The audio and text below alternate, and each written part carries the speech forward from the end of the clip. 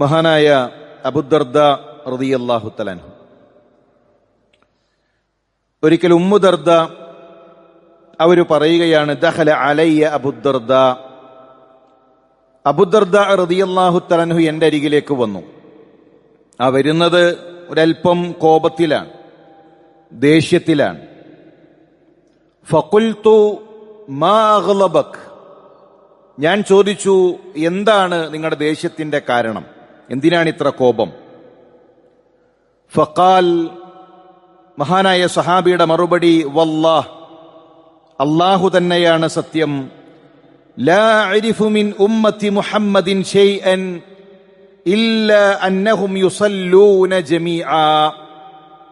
ഉമ്മത്ത് മുഹമ്മദിൽ അവർ നമസ്കാരത്തിന്റെ സമയത്ത് ഒന്നിച്ച് നമസ്കരിക്കുന്നു എന്നല്ലാതെ റസൂലുള്ളാഹി സ്വല്ലല്ലാഹു അലൈഹി വസല്ലം പഠിപ്പിച്ച ദീനൊന്നും തന്നെ ഞാൻ കാണുന്നില്ലല്ലോ.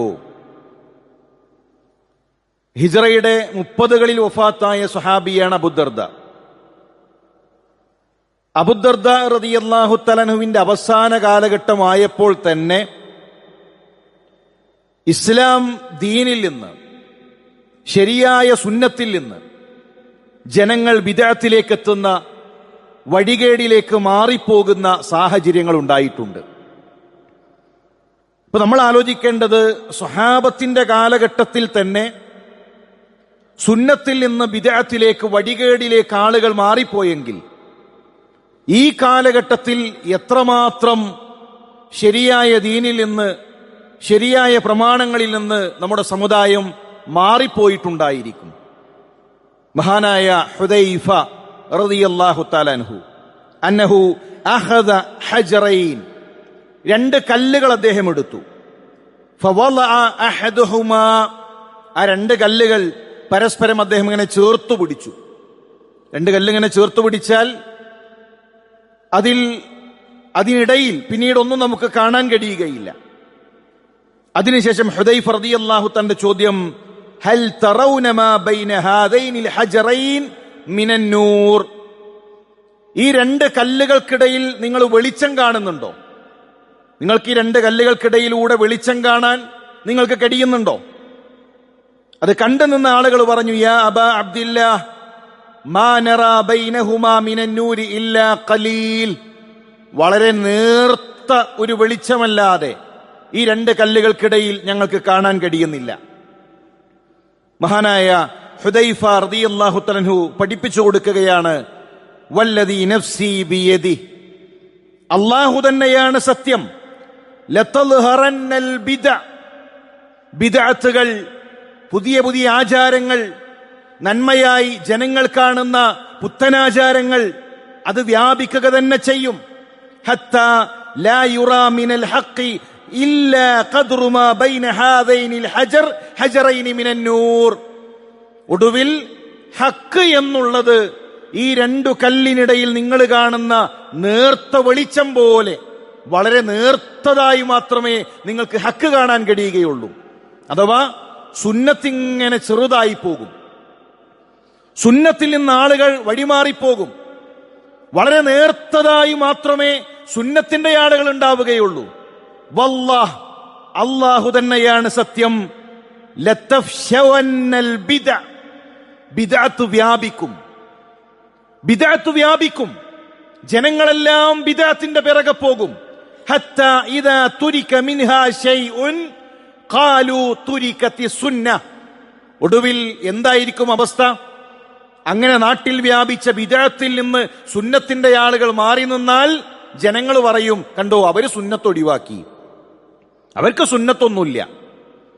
കൂട്ടപ്രാർത്ഥനയാകുന്ന ബിദ്അത്ത്, നാട്ടിൽ നടക്കുന്ന 100 കൂട്ടം അൽഫാത്തിഹകൾ, എത്രയോ പുത്തനാചാരങ്ങൾ, അത് ദീനിലില്ല എന്ന് പറഞ്ഞൊരാൾ മാറി നിന്ന് കഴിഞ്ഞാൽ ജനങ്ങൾ പറയും, തുരിക്കത്തി സുന്ന, കണ്ടോ, അവർക്ക് സുന്നത്തില്ല, അവര് സുന്നത്തൊഴിവാക്കുകയാണ്.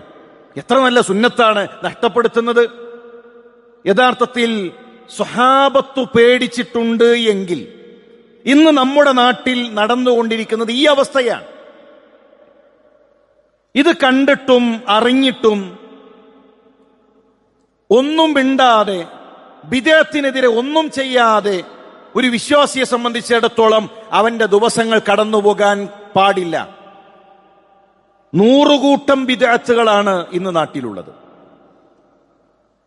മരണവീട്ടിൽ, കല്യാണ വീട്ടിൽ നമസ്കാരം കഴിഞ്ഞാൽ റസൂലുള്ളാഹി സ്വല്ലല്ലാഹു അലൈഹി വസല്ലമക്ക് പരിചയമില്ലാത്ത 100 കണക്കിന് പുത്തനാചാരങ്ങൾ ഇന്ന് ദീനായി മുസ്ലിം സമുദായം കൊണ്ടു നടക്കുന്നു. നിസ്കാരം കഴിഞ്ഞാൽ ഓരോ പള്ളിയിലും സ്വലാത്തിന്റെ എണ്ണം വ്യത്യസ്തമാണ്. എന്തുകൊണ്ട് ഈ വ്യത്യസ്തത വന്നു? എത്ര തവണ സുബ്ഹാനല്ലാഹ് ചൊല്ലണം? തർക്കമില്ലല്ലോ. എത്ര തവണ സൂറത്തുൽ ഇഖ്ലാസ് ചൊല്ലണം? തർക്കമില്ലല്ലോ. എന്തുകൊണ്ട്? അത് സുന്നത്താണ്. അത് റസൂലുള്ളാഹി സ്വല്ലല്ലാഹു അലൈഹി വസല്ലം പഠിപ്പിച്ചു. സ്വഹാബത്ത് കേട്ടു പഠിച്ചു മനസ്സിലാക്കി അടുത്ത തലമുറയിലേക്ക് ആ സുന്നത്ത് കൈമാറി. സുന്നത്ത് ലോകത്തെവിടെയും ഒരുപോലെയായിരിക്കും, ബിദ്അത്ത് വ്യത്യസ്തമായിരിക്കും. അതുകൊണ്ട് തന്നെ നമസ്കാരത്തിന് ശേഷമുള്ള നമ്മുടെ നാട്ടിൽ നടത്തുന്ന കൂട്ടപ്രാർത്ഥനകൾ, അതിന്റെ ചേലും കോലവും അത് ഓരോ മഹല്ലിലും വ്യത്യസ്തമാണ്. മരണാനന്തര വീടുകളിൽ നടക്കുന്ന ഖുർആൻ പാരായണം അത് ഓരോ നാട്ടിലെയും ഉസ്താദുമാർക്കനുസരിച്ച് വ്യത്യസ്തമാണ്. കാരണം അത് റസൂലുള്ളാഹി സ്വല്ലല്ലാഹു അലൈഹി വസല്ലമയിൽ നിന്ന് പഠിപ്പിക്കപ്പെട്ടതല്ല. ഇവിടെ നമ്മളെ സംബന്ധിച്ചിടത്തോളം ബിദ്അത്തിന്റെ അടിസ്ഥാനം, അതിന്റെ അപകടം അത് പഠിക്കുകയും ബിദ്അത്തുകാരോട് അവരെ സുന്നത്തിലേക്ക് ക്ഷണിക്കാൻ പ്രാമാണികമായി വിഷയങ്ങൾ പഠിച്ചു പോവുകയും നമ്മൾ ചെയ്യണം.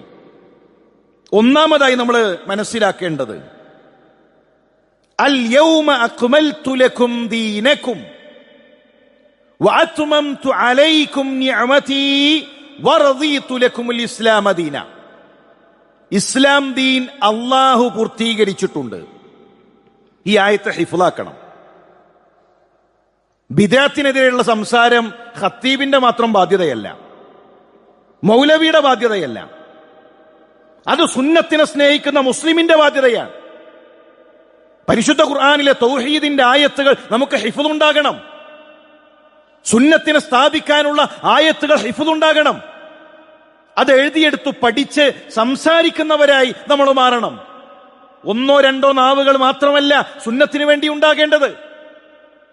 പരിശുദ്ധ ഖുർആനിൽ അല്ലാഹു പറയുകയാണ്, ഈ ദീൻ നിങ്ങൾക്ക് പൂർത്തിയാക്കി തന്നിരിക്കുന്നു. ബിദ്അത്തുകാരോട് നമുക്ക് ചോദിക്കാനുള്ളത്, നിങ്ങളുടെ ദീൻ പൂർത്തിയാണോ? നിങ്ങൾ പറയുന്ന ഇസ്ലാം ദീൻ പൂർത്തിയാണോ? ആ ദീൻ പൂർത്തിയാണ് എങ്കിൽ റസൂലുള്ളാഹി സ്വല്ലല്ലാഹു അലൈഹി വസല്ലം ലക്ഷക്കണക്കിന് സ്വഹാബത്തിനെ മുന്നിലിരുത്തി ഈ ആയത്ത് ഓതി കേൾപ്പിക്കുമ്പോൾ ഇസ്ലാം ദീൻ പൂർത്തിയായിട്ടുണ്ടെങ്കിൽ പിന്നെ എന്തിനാണ് പുതിയൊരു ഇബാദത്ത്? റസൂലുള്ളാഹി സ്വല്ലല്ലാഹു അലൈഹി വസല്ലമക്ക് പരിചയമില്ലാത്ത, സ്വഹാബത്തിന് പരിചയമില്ലാത്ത ഒരു പുതിയ ആചാരം പിന്നെ എന്തിനാണ്? ഇന്നും പല മുസ്ലിമീങ്ങളുടെയും വീടുകളിൽ ഖുർആൻ പോലെ പവിത്രമായി മാലമൗലൂദുകൾ എടുത്തു വച്ചിട്ടുണ്ട്. 400 വർഷമാണ് മാലമൗലൂദുകളുടെ പാരമ്പര്യം. ഏറ്റവും പഴക്കം ചെന്ന മാല 400 കൊല്ലം. റസൂലുള്ളാഹി സ്വല്ലല്ലാഹു അലൈഹി വസല്ലം ഈ ആയത്ത് ഓതി കേൾപ്പിച്ചിട്ട് 1400 കൊല്ലം കഴിഞ്ഞു. പ്രിയമുള്ള സഹോദര, അന്ന് പൂർത്തിയാക്കിയ ദീനിൽ, അല്ലാഹു തൃപ്തിപ്പെട്ട ദീനിൽ ഈ മാലമൗലൂദുകൾ ഇല്ല എങ്കിൽ, ഇതുപോലെയുള്ള പുത്തനാചാരങ്ങൾ ഇല്ല എങ്കിൽ നമ്മളെ സംബന്ധിച്ചിടത്തോളം ബിദ്അത്തിലേക്ക് ചായുന്ന ഒരു ഏർപ്പാടും നമുക്കുണ്ടാകരുത്. മഹാനായ അബ്ദുല്ലാഹ് ഇബ്നു മസ്ഊദ് റളിയല്ലാഹു തആല അൻഹു അദ്ദേഹം പറയുകയാണ്, സ്വഹാബിയാണ്, ഇത്തബിഉ ആസാറന, നിങ്ങൾ ഞങ്ങളുടെ ആസാറുകൾ പിന്തുടരൂ, സ്വഹാബത്തിനെ പിന്തുടരൂ. റസൂലുള്ളാഹി സ്വല്ലല്ലാഹു അലൈഹി വസല്ലമയെ കണ്ട, പ്രവാചകനിൽ നിന്ന് ദീനു പഠിച്ച സ്വഹാബത്തിനെ പിന്തുടരൂ. വലാ തബ്തദിഉ, നിങ്ങൾക്ക് അവർക്ക് ശേഷമുള്ള ബിദ്അത്തുകാരെ, പുത്തനാചാരക്കാരെ, അവരെ നിങ്ങൾ പിന്തുടരരുത്. ഫഖദ് ഖുഫീതും, ആ സ്വഹാബത്തിന്റെ മാർഗം നിങ്ങൾക്ക് മതിയായതാണ്. കുല്ലു ഖൈരിൻ ഫി ഇത്തിബാഇ മൻ സലഫ്, എല്ലാ ഖൈറും നമ്മുടെ മുൻഗാമികളായ സലഫുകളെ പിൻപറ്റുന്നതിലാണ്, സ്വഹാബത്തിനെ പിൻപറ്റുന്നതിലാണ്. വകുല്ലു ശർരിൻ ഫി ഇബ്തിദാഇ മൻ ഖലഫ്, അതിനുശേഷമുള്ള തലമുറയുടെ പിറകെ പോകുന്നതിലാണ് എല്ലാ ശർറുമുള്ളത്. ഇനി രണ്ടാമത്തെ വിഷയം, റസൂലുള്ളാഹി സ്വല്ലല്ലാഹു അലൈഹി വസല്ലം പഠിപ്പിച്ച ഏതെങ്കിലും ഒരു ഇബാദത്ത് നബിയുടെ അഭിപ്രായമാണോ? ഇത് നമ്മൾ ശരിക്കും പഠിക്കണം.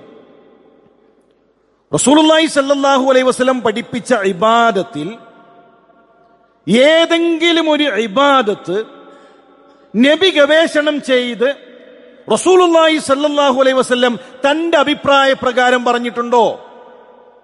റവാത്തിബ് സുന്നത്ത് നബിയുടെ അഭിപ്രായമാണോ? അല്ല, വഹ്യാണ്. വഹ്യാണ്. ഗ്രഹണം ബാധിച്ചു, ശരി, ഒരു ഗ്രഹണ നമസ്കാരം തുടങ്ങാം. റസൂലുള്ളാഹി സ്വല്ലല്ലാഹു അലൈഹി വസല്ലമയുടെ ഗവേഷണമാണോ? ഏഴാൻ ആകാശത്തിനുപരിയിൽ നിന്ന് ജിബ്രീൽ അറിയിച്ചതാണ് ഗ്രഹണ നമസ്കാരം. പ്രവാചകന്റെ ഇജ്തിഹാദല്ല, റസൂലുള്ളാഹിയുടെ ഗവേഷണമല്ല. വെള്ളം കിട്ടാനില്ല, ശരി, എന്നാൽ നിങ്ങൾ മണ്ണിൽ തയമ്മം ചെയ്തോളൂ. റസൂലുള്ളാഹി സ്വല്ലല്ലാഹു അലൈഹി വസല്ലമയുടെ ഗവേഷണമാണോ? വഹ്യാണ്. തയമ്മും വഹ്യാണ്. ഖുഫയിൽ തടവൽ വഹ്യാണ്. റസൂലുള്ളാഹി പഠിപ്പിച്ച ദീനിലെ ഓരോ ഇബാദത്തും വഹ്യാണ്. ഒരു സ്വലാത്ത് പോലും പ്രവാചകൻ സല്ലല്ലാഹു അലൈഹി വസല്ലം തന്റെ ഗവേഷണ പ്രകാരം നടത്തിയിട്ടില്ല എങ്കിൽ ഇന്ന് ഇബാദത്തായി കൊണ്ടുവരുന്ന കാര്യങ്ങൾക്ക് വഹി ലഭിച്ചിട്ടുണ്ടോ? നമസ്കാരത്തിന് ശേഷമുള്ള കൂട്ടപ്രാർത്ഥന, നമസ്കാരത്തിന് ശേഷമുള്ള സ്വലാത്ത്, മയ്യത്ത് പുറത്തേക്കെടുക്കുമ്പോഴുള്ള അൽഫാത്തിഹ, ഖബറിന്റെ അരികിലുള്ള തൽഖീൻ, ഇതിന് ആരുടെ വഹിയാണുള്ളത്? റസൂലുള്ളാഹി സ്വല്ലല്ലാഹു അലൈഹി വസല്ലമക്ക് പരിചയമില്ലാത്ത, സ്വഹാബത്തിന് പരിചയമില്ലാത്ത, മുൻഗാമികൾക്ക് പരിചയമില്ലാത്ത ഈ പുത്തനാചാരങ്ങൾക്ക് ആരുടെ വഹിയാണുള്ളത്? റസൂലുള്ളാഹി സ്വല്ലല്ലാഹു അലൈഹി വസല്ലമയോട് പരിശുദ്ധ ഖുർആൻ പറഞ്ഞത് വമാ യൻതിഖു അനിൽ ഹവ, പ്രവാചകൻ സല്ലല്ലാഹു അലൈഹി വസല്ലം സംസാരിക്കുന്നത് തന്നിഷ്ടപ്രകാരമല്ല, ഇല്ലാ വഹ്യുൻ യുഹാ, പ്രവാചകൻ സല്ലല്ലാഹു അലൈഹി വസല്ലമ വഹീന്റെ അടിസ്ഥാനത്തിലല്ലാതെ, വഹീന്റെ അടിസ്ഥാനത്തിലാണ് റസൂലുള്ളാഹി ഒരു ഇബാദത്ത് പഠിപ്പിക്കുന്നത് എങ്കിൽ ഒരു ബിദഅത്ത് ദീനിൽ ഉണ്ടാക്കാൻ, ഒരു സ്വലാത്ത് ദീനിൽ ഉണ്ടാക്കാൻ, ഒരു പുതിയ ദിക്ർ ഉണ്ടാക്കാൻ, പ്രിയമുള്ള മുസ്ലിം സഹോദര, നമുക്കതിന് തെളിവില്ല, നമുക്കതിന് അവകാശമില്ല.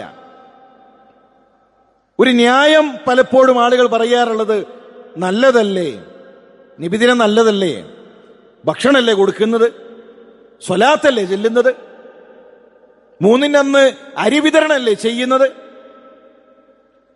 റസൂലുള്ളാഹി സ്വല്ലല്ലാഹു അലൈഹി വസല്ലമയുടെ ജീവിതം പഠിക്കാൻ മൂന്നാളുകൾ വന്നു. ആയിഷ റളിയല്ലാഹു തആല അൻഹയോട് പ്രവാചകന്റെ ജീവിതത്തെ പറ്റി അവർ ചോദിച്ചു പഠിച്ചു. ആയിഷ റളിയല്ലാഹു തന്നെ പഠിപ്പിച്ചു കൊടുത്തു, ഇതാണ് നബിയുടെ ജീവിതം. അപ്പൊ അവർക്ക് തോന്നുകയാണ് ഇത് വളരെ കുറവാണ്, ഇത്രയേ ഉള്ളൂ. നബിക്ക് വരാനിരിക്കുന്നതും കഴിഞ്ഞുപോയതുമായ പാപങ്ങൾ പുറത്തു കൊടുത്തിട്ടുണ്ട്, നമുക്കത് പോരാ.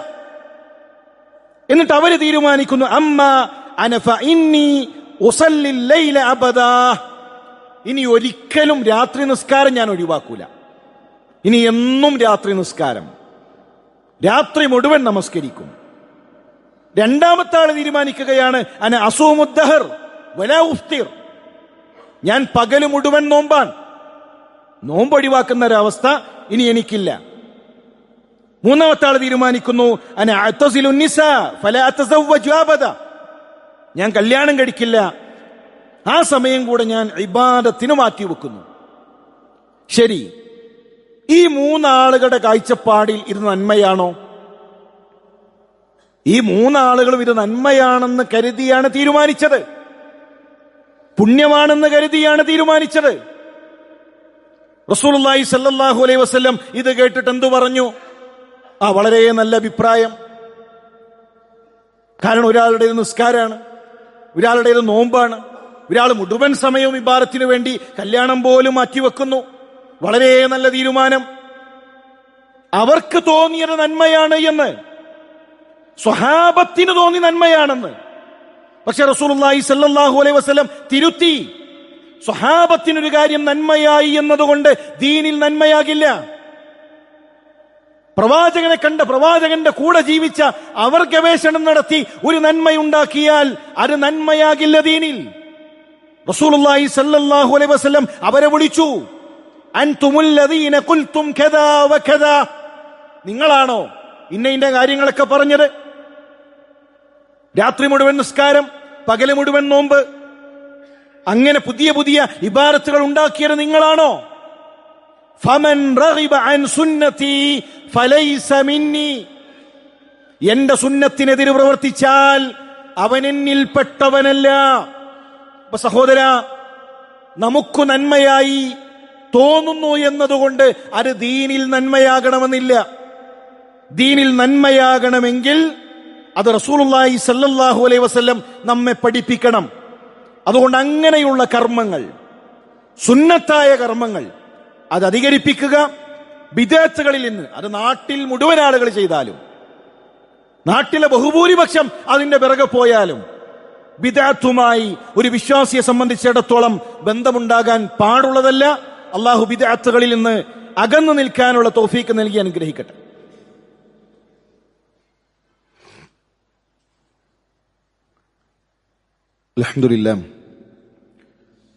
അൽഹംദുലില്ലാഹി റബ്ബിൽ ആലമീൻ, വസ്സലാത്തു വസ്സലാമു അലാ റസൂലില്ലാഹ് വഅലാ ആലിഹി വസഹ്ബിഹി അജ്മഈൻ, അമ്മാ ബഅദ്. അല്ലാഹുവിനെ സൂക്ഷിച്ച് അവനെ വഴിപ്പെട്ട് ജീവിക്കണമെന്ന് ഉണർത്തുകയാണ്, വസിയത്ത് ചെയ്യുകയാണ്. മഹാനായ ഹസനുൽ ബസ്രി അദ്ദേഹം പറഞ്ഞു, സാഹിബുൽ ബിദ്അത്തി ലാ യസ്ദാദു ഇജ്തിഹാദൻ സിയാമൻ വലാ സ്വലാ ഇല്ലർതാദ മിനല്ലാഹി ബുഅദ. ഒരു ബിദ്അത്തുകാരൻ അള്ളാഹുവിൽ നിന്ന് അകന്നുകൊണ്ടേയിരിക്കും. ഇതാണ് സങ്കടം. അള്ളാഹുവിലേക്ക് അടുക്കാനാണ് അവർ ചെയ്യുന്നത്. ഓരോ പുതിയ സ്വലാത്തും, ഓരോ പുതിയ ദിക്റുകളും, ഹദ്ദാദും റാത്തീബും, അങ്ങനെയുള്ള 100 കൂട്ടം മജ്ലിസുകളും, ഇതെല്ലാം ചെയ്യുന്നത് പുണ്യം കിട്ടാനാണ്. പക്ഷെ അവർ അള്ളാഹുവിൽ നിന്ന് അകലുകയാണ്, ദീനിൽ നിന്ന് അകലുകയാണ്, സ്വർഗത്തിന്റെ വഴിയിൽ നിന്ന് അകലുകയാണ്. അതുകൊണ്ട് തന്നെ അറിഞ്ഞ ആളുകൾ എന്ന നിലയിൽ നമ്മുടെ നാട്ടിലുള്ള നമ്മുടെ സഹോദരന്മാർക്ക് സുന്നത്തിനെ പരിചയപ്പെടുത്താൻ, ബിദ്അത്തിനെ താക്കീത് നൽകാൻ നമുക്ക് സാധിക്കേണ്ടതുണ്ട്.